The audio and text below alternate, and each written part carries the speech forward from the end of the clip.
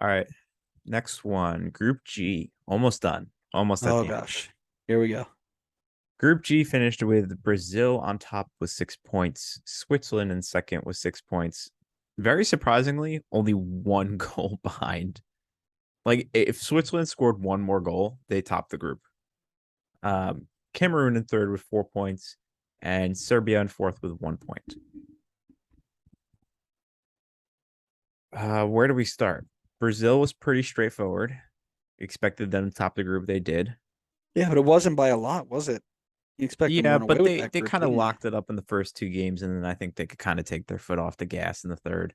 Yeah, they rotated it a bit, but um still expected a bit more out of them, out of their set. We talk about the depth, right? The depth of teams, and I expected the depth of Jesus, Rodrigo, Anthony, Gabby, and Martinelli um to be able to keep up with the Cameroon side, which again, not a very easy task going up against Nuhu Tolo, MLS legend. Of course. However, things you expect, right? Yeah, no, I agree with you. I would expect them to have a better result than that as well. But I would still say, based on their performance today against South Korea, seems to me that they kind of just were like, let's take our foot off the gas and make sure nobody gets hurt. Which actually backfired because they had two kids get hurt. Yeah, but that's okay. That's why they have the depth. Uh, Switzerland, I not necessarily surprising, but you know, was probably between them and Serbia at the start to see who was going to grab that second spot. And they, I want to say, pretty easily grabbed it. I feel like it was pretty clear that they got that second spot. They were going to hold on to it. Didn't feel like it came down to like a last second thing. I guess my question for you, what surprised you so much about the Switzerland team? If you were surprised at all. Yeah, no, I was. I didn't have them getting through. I had Serbia getting through. I think I was less surprised with Switzerland, more surprised with how poor Serbia were. Um, Switzerland on paper were not. They didn't wow me. Yeah, there You was know, nothing amazing. it wasn't a team of world beaters. It wasn't anything crazy. Um, you had uh, my. Let me go back a second. The depth is what didn't get me. I think their starting 11 was good. I really enjoyed it. It was the depth that I didn't buy into, and that's what I thought was going to hurt them in the long run in games like against Serbia in the third game. Um, Another team that kind of just knows who they are, knows what they're about, right? They took Brazil to 1-0 in the 80 was it the 81st minute? Is that when he scored? 83rd minute, sorry. So they defended well against a very good Brazil side. They took out Cameroon, again, a relatively uninspiring win against Cameroon, one of the more boring games of the group stage, right? Um, but went in and handled their business. They were a team with the experience behind Shaqiri and Xhaka and even Embolo, who was over there. You've got Jan Sommer on the bench, who's was it Jan Sommer on the bench? I think I so. don't see him. Yeah.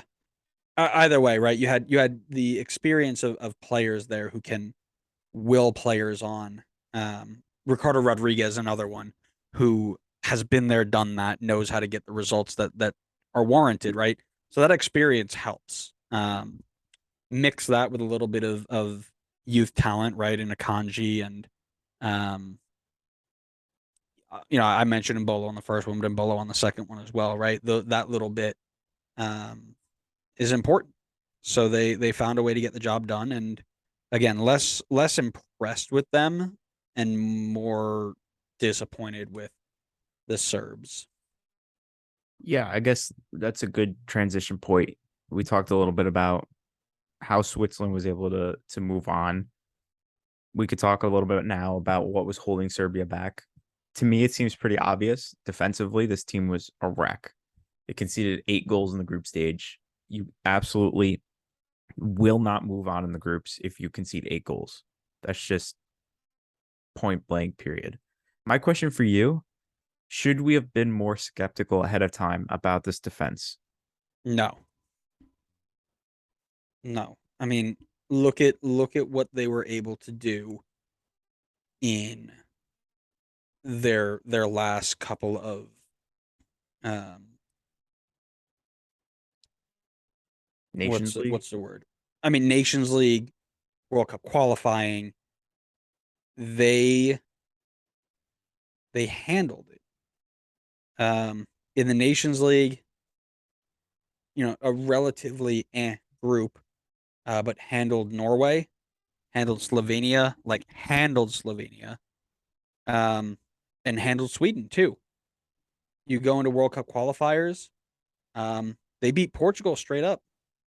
They, and that was, I mean, obviously that was the toughest one they had to deal with. It was, our good friends Ireland, Azerbaijan, Luxembourg. I mean, really, really difficult outside games, but they had to go straight up against Portugal, and they picked up 4 out of 6 points against them.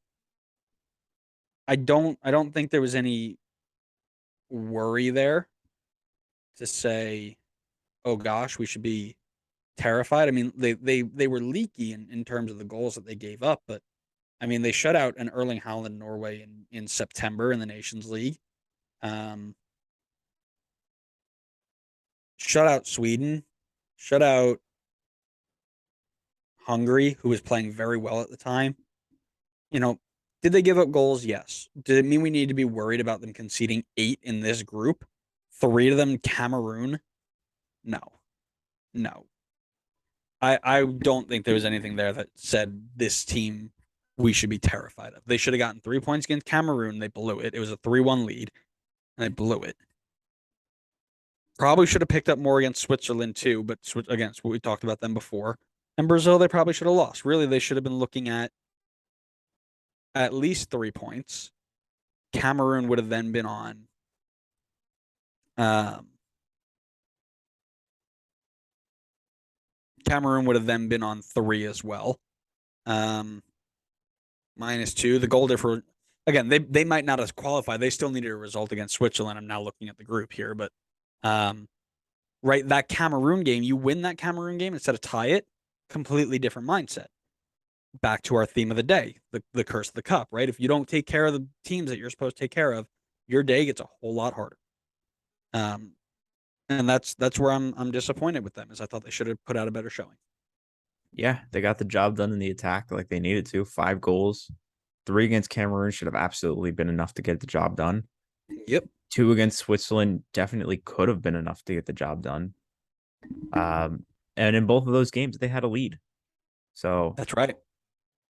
I think honestly, it almost seems like it was more of a mindset thing, and they let things slip. And once it started slipping, it was hard for them to kind of get a grasp on things again. So yeah, um, defense holding them down, knocking them out of the tournaments. I mean, badly knocking them out too. 1 point for a team that many expected to get out of the group definitely was Yeah, very disappointing. yeah, definitely underwhelming. You'll I think you'll see you've got potential in this defense, right? Pavlovic and Milinkovic, both 21, 25. Um, Irakovic, 21. He can make a move to a club. I mean, he's at Belgrade right now. He moves somewhere else, learns a little bit more. He can be somebody important. You got Ilic, 21, at Hellas Verona, as more of a defensive center mid. Racic, another defensive center mid. Grucic, defensive center mid. I mean, there's potential in this group here. Mm-hmm. You might just have to wait it out and see what happens. Yeah, But definitely. you know who'd be really good at fixing a defense? Mhm. My boy Greg Greg. Berhalter? Yeah, let's do it. You take him, and then we'll take this Stojkovic, who clearly can get a lot of goals. Oh yeah. Honestly, we should just swap notes. It would work out. Greg's notepad would be Here's how you throw a behind the back bounce pass. Yeah, it's a diagram of just the Yeah. bounce. It's like a calculated triangle bounce This pass. is the exact angle you need to throw the ball at for maximum bounce passiness. Fantastic. I love All it. right, let's move into the last group. We've been waffling on for a while. Yeah, I don't know please. if anybody's even listening anymore at this point.